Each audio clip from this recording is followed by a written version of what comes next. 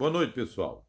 Vamos estudar agora a regra da cadeia, derivação implícita e derivadas parciais sucessivas, né? Regra da cadeia já foi estudado lá em funções de uma variável, e agora nós vamos estender aquilo que nós vimos para de várias variáveis. Vamos de caso, né? O primeiro caso, nós vamos ter uma função z igual a f de x, y, tá certo? Que essa função tem as derivadas parciais de primeira ordem, são contínuas, né? E nós vamos ter que x vai estar escrito em função de uma variável t, e o y também vai estar escrito em função dessa mesma variável t. Essas funções são diferenciáveis no intervalo determinado, né? E nós vamos ter, para mim encontrar a derivada de h em relação a t, e é a derivada ordinária, é a mesma coisa nós encontrar a derivada parcial de f em relação a x vezes a derivada ordinária de x em relação a t, mais a derivada parcial vezes a derivada ordinária de y em relação a t. Então, nós vamos utilizar essa regra da cadeia para encontrar a derivada de h de t, sendo que h de t é igual a f de xt, yt, tá certo? Temos um exemplo aí para ilustrar, né? Nós temos f de xy igual a x vezes y mais x ao quadrado. Xt é igual a t mais 4. Você pode lembrar, professor, e se eu substituir onde tem x por t mais 1 e onde tem y por t mais 4, nós vamos encontrar o mesmo resultado que usando a regra da cadeia? Sim, o mesmo resultado, só que usando a regra da cadeia é um processo mais prático nos casos em que essa substituição não seja relativamente simples, tá certo? Aplicando a regra da cadeia, derivada parcial de f em relação a x vai ser y mais 2x, derivada de x em relação a t é 1, mais a derivada de f em relação a apenas o x. Fazendo a multiplicação conveniente, nós vamos ter y mais 2x, o y mais 3x. Como eu estou derivando a função h em função de t, agora onde que tem x, eu coloco t mais 1, onde tem y, eu coloco t mais 4, vou encontrar que a derivada de h em relação a t vai ser igual a 4t mais 7, tá certo?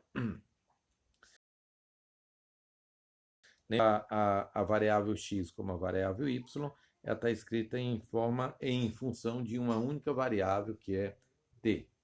Já no segundo caso, nós vamos ter f, z igual a f de u e v, e u vai estar escrito em função de duas outras variáveis, que é x e y. E v também escrito em função de duas outras variáveis, x e y. Então, encontrar a derivada de h de x e y em relação a x e a derivada parcial de h em relação a y.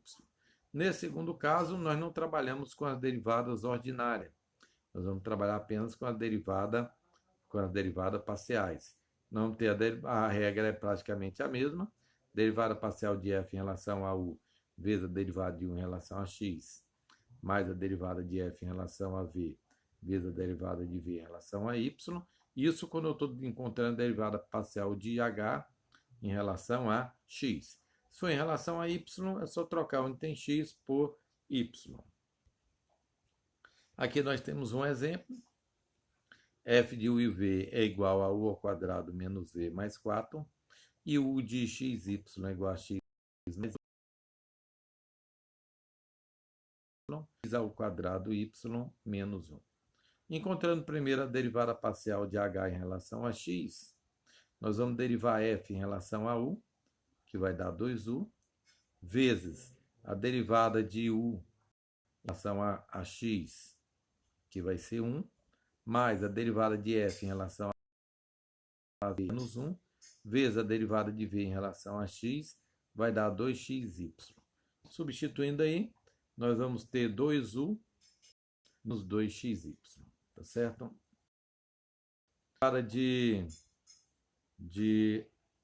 H, aí ele faz a substituição, né, do U, vai escrever sempre em função de x, y, aí nós vamos encontrar 2x mais 2y menos 2xy. Para encontrar a derivada de H em relação a y é bem semelhante. Encontra a derivada de f em relação a u, que é 2u, derivada de u em relação a y é 1, mais a derivada de f em relação a v é menos 1, vezes a derivada de v em relação a x ao quadrado. Fazemos as operações, vamos obter 2u menos x ao quadrado. Fazendo a substituição de u, vamos obter 2x mais 2y menos x ao quadrado. Foi a regra da...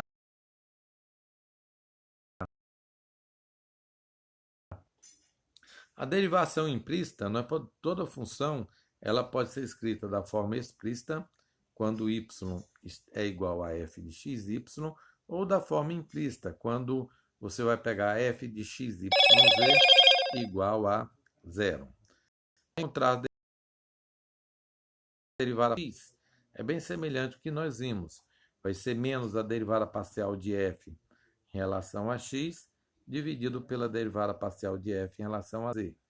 E a derivada de z em relação a y vai ser a derivada de f em relação a y sobre a derivada de f em relação a z.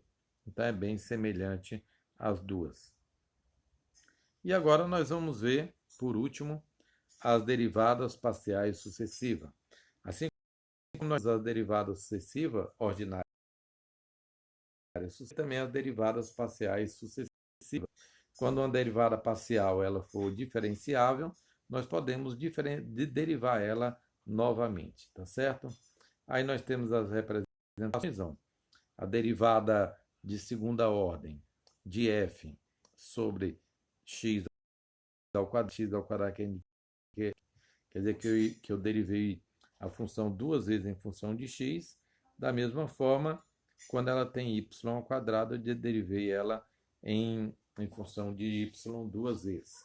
Quando você deriva primeiro em função de x e depois em função de y, aí está a representação lá, derivada del de y, del de x. Primeiro y em função de y e depois em função de x, nós vamos ter del ao quadrado de f, del de x, del de y. Tá certo? Um teorema muito interessante nos garante o quê?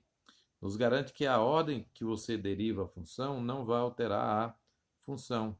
Quer dizer, se você tiver uma derivada de segunda ordem, se primeiro derivar em função de x e depois de y, ou primeiro de y e depois de x, a ordem não vai alterar a função. O resultado vai ser o mesmo. Aí nós podemos provar facilmente. Ó. Nós vamos ter uma função f de xy, x ao cubo y mais x ao quadrado y à quarta. A primeira derivada parcial de f em relação a x é 3x ao quadrado y mais 2x y à quarta. A derivada parcial de f em relação a y é x ao cubo mais 4x ao quadrado y ao cubo. Se eu derivar agora a x, eu derivar em relação a y, eu vou ter 3x ao quadrado mais 8xy ao cubo. Se eu derivar a função derivada em relação a y, agora em relação a x, eu vou obter o mesmo valor, 3x ao quadrado mais 8xy ao cubo. Com isso, nós vamos ter que os valores são iguais, tá certo? Boa noite, pessoal.